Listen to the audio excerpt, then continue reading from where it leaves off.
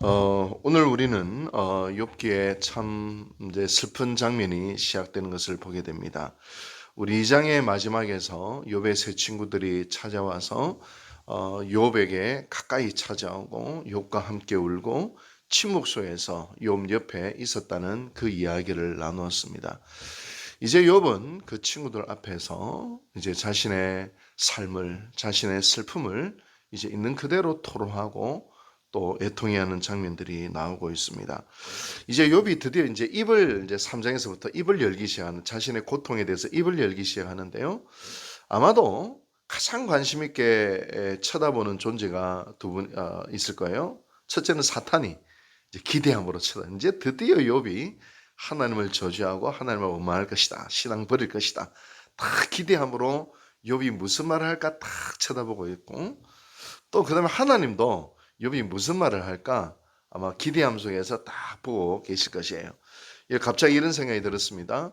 우리도 마찬가지예요. 오늘 하루 하나님 앞에서 어떤 삶을 살까? 우리가 어떤 고백을 할까?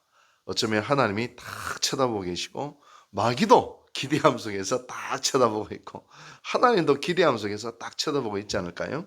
특별히 우리가 고난의 길을 통과할 때에, 어려움의 길을 통과할 때에 우리가 어떤 길을 걸어가고 있는지, 어떤 고백을 하고 어떤 말을 하는지 사탄도 쳐다보고 있고 하나님도 우리를 쳐다보고 계시는 것은 아닐까, 그런 생각을 해보게 되었습니다. 여러분, 오늘 우리 이번 주가 내일이 맥주 감사주일이에요. 특별히 맥주 감사주일을 맞이해서 오늘 설교를 듣는 모든 분들이 오늘 우리가 감사를 고백하고 또 하나님께서 우리에게 주신 받은 복을 한번 세어보고 믿음을 고백하는 오늘 하루가 되기를 주님의 이름으로 축복합니다. 여러분, 그런데 놀랍게 이제 욥이 무슨 말을 딱 하느냐.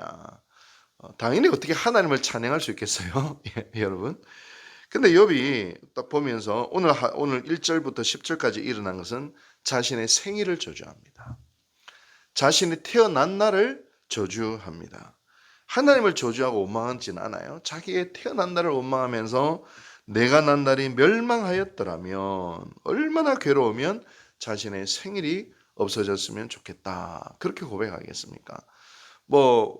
저도 그런 고백을 할 때가 있어요. 아유, 하나님 그냥 저를 데려가세요. 그냥 저를 데려가세요. 이런 고백이 사실 나올 때가 있어요. 차만 믿는 사람으로서 자살을 하거나 스스로의 생명을 빼앗을 수는 없죠. 그거는 하나님 앞에 있을 일은 없죠. 그러나 그냥 하나님이 데려갔으면 좋겠다, 그런 고백이 나올 수가 있죠. 욥은 내가 태어난 날이 태어나지 않았으면, 내가 이 세상 가운데 태어나지 않았으면 이런 환난, 이런 고통, 이런 저주, 이런 슬픔 당하지 않았을 텐데 하면서 솔직하게 하나님 앞에 고백을 합니다. 여러분, 이 욥의 고백을 읽으면서 우리가 또 깨닫는 것이 있습니다. 아무리 믿음 좋은 사람도요, 사실 무너질 때가 있어요. 고통스러울 때가 있어요. 우리가 신앙생활을 하다 보면 환상이 하나가 있어요. 어떤 환상이냐? 우리가 어떤 환상이냐면, 신앙생활을 하면 또 믿음이 좋으면 절대로 안 슬프고 늘 행복해야 되고 늘 즐거워야 되고 늘 승승장구해야 되고 문제가 있어도 늘 이겨내야 되고, 이런 만사형통, 이거는 여러분 환상입니다. 착각입니다. 신앙의 실존은 절대로 그렇지가 않습니다. 아브라함도 성경에 보면 울었어요. 모세도 낙담했어요. 그래서 입으로 그냥 어떨 땐 하나님 원망이 됐어. 어쩌다고 하나님 저에게 이런 사명을 주셨냐고. 이 엘리야도 죽기를 구하지 않았습니까? 그 이세벨의 말 한마디에 완전히 죽을 지경에 이르렀죠. 예레미야도 자신의 출생을 저주했고요.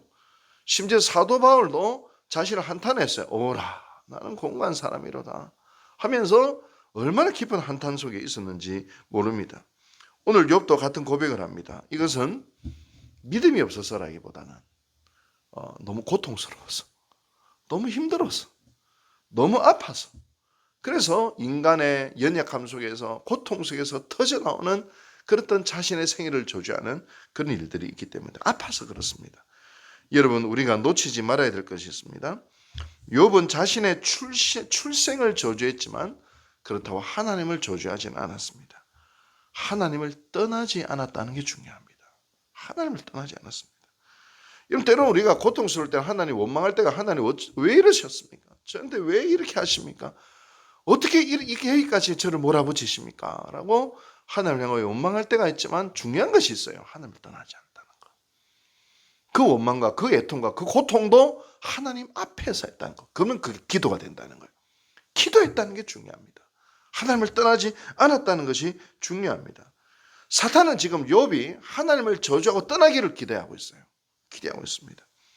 그러나 욥은 자신의 감정과 고통을 솔직하게 토로하면서도 하나님과의 관계를 끊지 않습니다. 이게 믿음이라는 겁니다. 믿음은요, 눈물을 참는 게 아닙니다. 강한 척하는 게 하는 거 아닙니다.